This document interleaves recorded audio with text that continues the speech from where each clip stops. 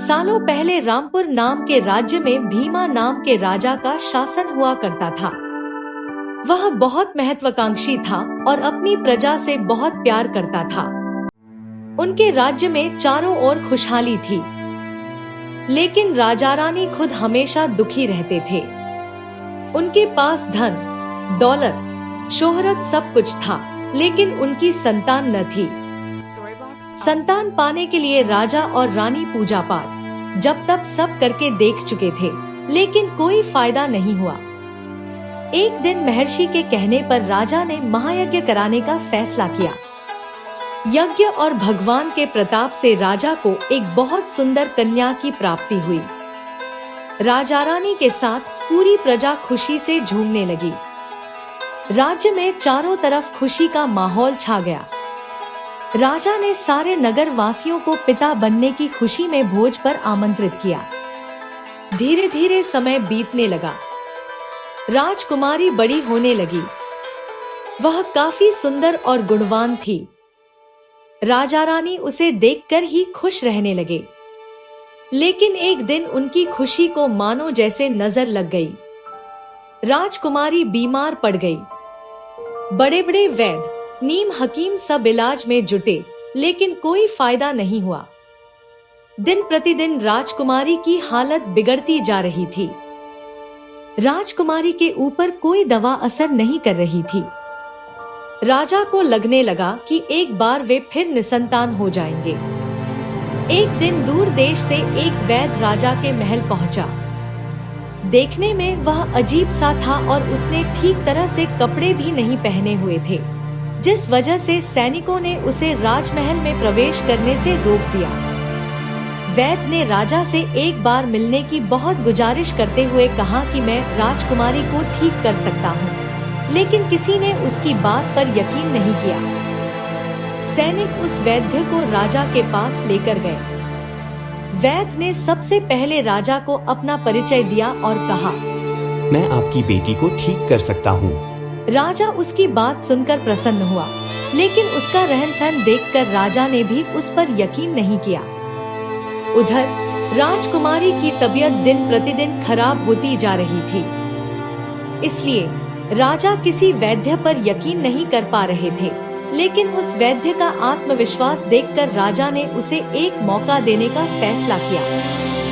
राजा ने वैद्य को बोला, अगर राजकुमारी ठीक नहीं हुई तो अंजाम भुगतने के लिए तैयार रहना। ठीक है महाराज, लेकिन अगर राजकुमारी ठीक हो गई तो मुझे क्या मिलेगा? जो मांगोगे मिलेगा। वैद्य राजी हो गया। राजा खुद उस वैद्य को लेकर राजकुमारी के पास गया। राजकुमारी बिस्तर पर बेजान सी लेटी हुई थी। ऐसा लग रहा था जैसे किसी ने उसका सारा नूर निकाल लिया हो। चेहरा दर्द में डूबा पीला पड़ गया था। वैद्य राजकुमारी के करीब पहुंचा और नब्ज टटोलने लगा। फिर उसने थैले से जड़ी बूटियों से तैयार दवा की पुड़िया निकाली और राजकुमारी के मुंह में डाल दी। वैद्य ने राजा और रानी से बोला, आप चिंता न करें, आपकी बेटी जल्दी ठीक हो जाएगी। वैद्य की बात सुनकर राजा रानी के मन में बेटी के ठीक होने की एक उम्मीद की किरण जाग उठी। ऐसे ही इलाज करते हुए 2 महीने बीत गए। धीरे धीरे राजकुमारी की हालत में सुधार होने लगा। उसके चेहरे की चमक लौटने लगी। राजा रानी के चेहरे की खुशी भी झलकने लगी। एक दिन वैद्य ने राजा से कहा,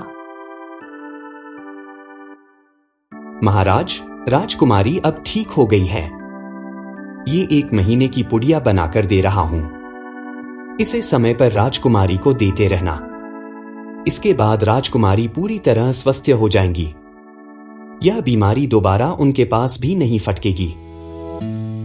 अगले दिन राजा ने वैद्य को अपने पास बुलाया और कहा, वादे के मुताबिक मैं तुम्हें तुम्हारा इनाम देना चाहता हूँ। बताओ तुम्हें क्या चाहिए? सोच लीजिए महाराज, क्या आप अपने वादे पर कायम रह पाएंगे? तुमने मेरी बेटी को ठीक किया है। बोलो, क्या मांगते हो? वैद्य ने मुस्कुराते हुए कहा, आपका आधा राज्य और बेटी का हाथ। दोस्तों, क्या वैद्य की मांग उचित थी? क्या वो राजकुमारी के काबिल था? क्या राजा को अपना वादा पूरा करना चाहिए था? क्या यह राजकुमारी के साथ अन्याय होता? आप अपनी राय कमेंट बॉक्स में जरूर दीजिए। इतना सुनते ही राजा आग बबूला हो गया। उसने कड़कते हुए कहा, तुम होश में तो हो? अगर तुमने मेरी बेटी के प्राणों की रक्षा न की होती तो तुम अब तक यमलोक पहुंच गए होते। उसने सैनिकों को आदेश दिया कि इसे राज्य से बाहर निकाल दिया जाए। सैनिकों ने वैद्य को राज्य से बाहर निकाल दिया। वैद्य जाते हुए बड़ी कुटिलता से मुस्कुराया और बोला, महाराज, मैंने आपका वादा याद दिलाया था, पर कोई बात नहीं। आपकी बेटी अब स्वस्थ है और मेरी मेहनत का फल मैंने पा लिया। राजा ने सोचा कि वैद्य अब कभी वापस नहीं आएगा, लेकिन उसकी यह धारणा गलत साबित हुई। समय बीतता गया और राजकुमारी पूर्णतः स्वस्थ हो गई।